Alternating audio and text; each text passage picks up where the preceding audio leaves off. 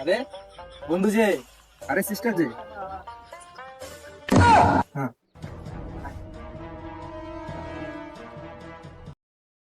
তারপরে কি অবস্থা?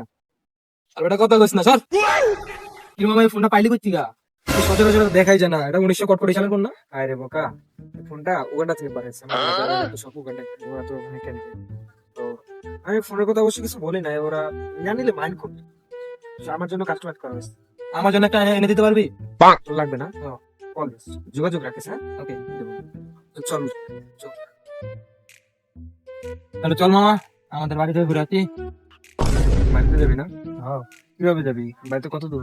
এই আছে 2-3 কিলোমিটার। নিয়ে আসছিস কিছু? হ্যাঁ, টোটো আছে আমার।